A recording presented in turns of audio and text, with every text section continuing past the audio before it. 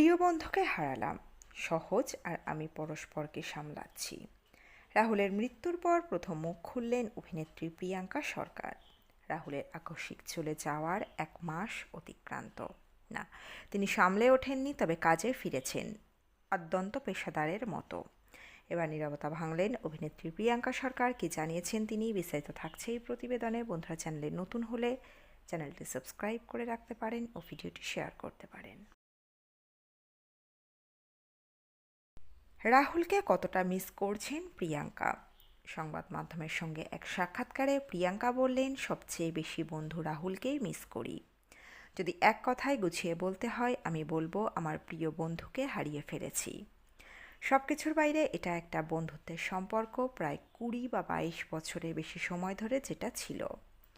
রাহুলের প্রসঙ্গে প্রিয়াঙ্কা আরও জানান, আমি বারবার বলেছি আমার সিনেমা দেখা, বই পড়া, সব কিছু সম্পর্কে জানা, ভাবনা চিন্তা গোছানো, এগুলি সবই শেখা রাহুলের কাছে, ওর প্রভাবে। সেটা কোনোদিন অস্বীকার করতে পারিনি। রাহুল খুব ভালো বন্ধু ছিল সকলের। এই পরিস্থিতিতে সেটা আরও বেশি করে অনুভব করলাম। যখন হয়তো ঝগড়া এই সেই হচ্ছে, তখন হয়তো লোকে ভেবেছে মুখ দেখা দেখেই বন্ধ, কিন্তু জানে না আমরা কত গল্প করেছি। একটা ভালো বই, একটা ভালো সিনেমা, এখনও মনে হয় রাহুলের বেছে দেওয়া 4-5টা সিনেমা বা সিরিজ দেখা বাকি আছে। আমার কাছে সবচেয়ে বড় সমালোচক ছিল রাহুল। ওর মত আমার কাছে খুব গুরুত্ব পেত। কিছু মানুষই তো থাকে যাদের মতো আমাদের জীবনে বেশি গুরুত্ব পায়। রাহুলের মত আমার জন্য খুব গুরুত্বপূর্ণ ছিল, সেটা আমি মিস করব। একটা কাজের সৎ ফিডব্যাক পাওয়ার সুযোগটা মিস হয়ে গেল। রাহুলের মৃত্যুর পর ছেলে সহজ কেমন আছে, এই প্রশ্নের উত্তরে তিনি বলেন, আমি সঠিক বলতে পারবো না। আমরা সকলেই মানসিক লড়াই করছি আলাদা আলাদাভাবে। নিজেদের মতো সবটা মানিয়ে নেওয়ারও চেষ্টা করছি।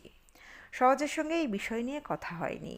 ও কীভাবে নিজেকে সামলাচ্ছে জিজ্ঞাসা করিনি আমি, কারণ সকলের একটা স্পেস দরকার হয়। ওর যদি কখনো মনে হয়, ও নিজেই আমাকে বলবে। সহজের প্রসঙ্গে অভিনেত্রী জানিয়েছেন, সহজ কেমন আছে সেই উত্তর আমি দেব না, কারণ সেটা আন্দাজ করা হবে। ওর মাথায় কী চলছে সেটা সহজেই ভালো বলতে পারে। তবে এটা বলতে পারি, সহজে চেষ্টা করছে স্বাভাবিক জীবনে ফেরার। হয়তো কয়েক মাস পর আরও পরিষ্কার হবে।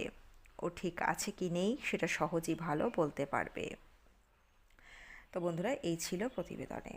আপনারা আপনাদের মতামত রাখতে পারেন কমেন্ট বক্সে। দ্রুত ফিরে আসছি নতুন কোনো আপডেট নিয়ে। অজানা গল্প চ্যানেলের সঙ্গে থাকার জন্য সকল দর্শক বন্ধুকে অসংখ্য ধন্যবাদ।